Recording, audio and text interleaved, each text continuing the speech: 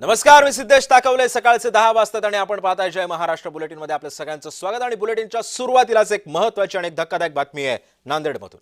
नांदेड जिल्ह्यामध्ये भूकंपाचे सौम्य धक्के जाणवले। शहरामध्ये सर्वच भागांमध्ये हे भूकंपाचे धक्के जाणवलेत। नागरिकांमध्ये सध्या भीतीचं वातावरण आहे। प्रशासनाकडून कोणताही दुजोरा देण्यात आलेला नाहीये, मात्र या भूकंपाच्या धक्क्यांमुळे परिसरात मात्र भीतीचं वातावरण आहे। नांदेड जिल्ह्यामध्ये भूकंपाचे सौम्य धक्के बसलेले आहेत। नागरिकांमध्ये भीतीचं वातावरण पसरलंय। प्रशासनाकडून कोणताही दुजोरा या संदर्भामध्ये दिला गेलेला नाहीये। नांदेड जिल्ह्यामध्ये भूकंपाचे धक्के बसताना सध्या नागरिकांमध्ये भीतीचं वातावरण पसरलंय।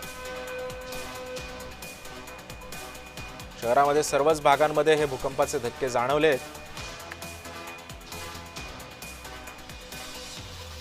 आणि याच पार्श्वभूमीवरती सध्या प्रशासनाकडून कोणताही दुजोरा देण्यात आलेला नाही।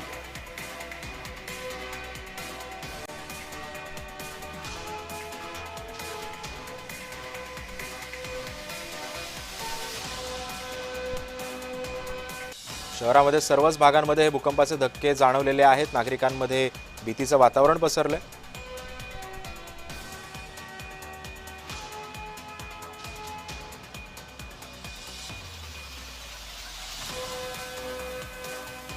नांदेड जिल्ह्यामध्ये भूकंपाचे सौम्य धक्के बसलेत आणि याच पार्श्वभूमीवरती शहरामध्ये सर्वच भागांमध्ये नागरिकांमध्ये भीतीचं वातावरण पसरले। प्रशासनाकडून मात्र याबद्दल कोणताही दुजोरा देण्यात आलेला नाही।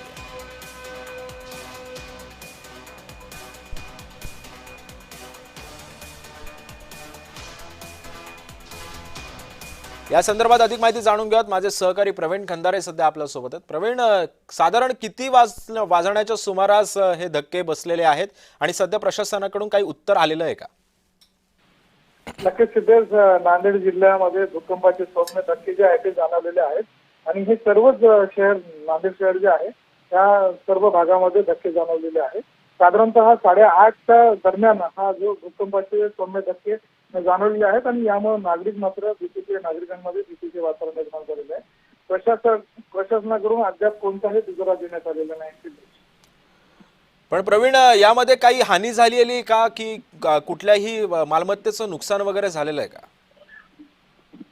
नक्कीच 8:30 वाजता जो भूकंपाचे सौम्य धक्के जाणवलेले आहेत यामध्ये अद्याप तरी प्रशासनाकडून कोणता दुजोरा देण्यात आलेला नाहीये आणि प्रशासनाकडून अशी माहिती आलेली नाही आणि तशी नागरिक। पण प्रवीण, एकंदरीतच यामध्ये जरी सौम्य धक्के असले तरी सुद्धा रिश्टर स्केलमध्ये कितपत धक्क्याची नोंद झाली आहे?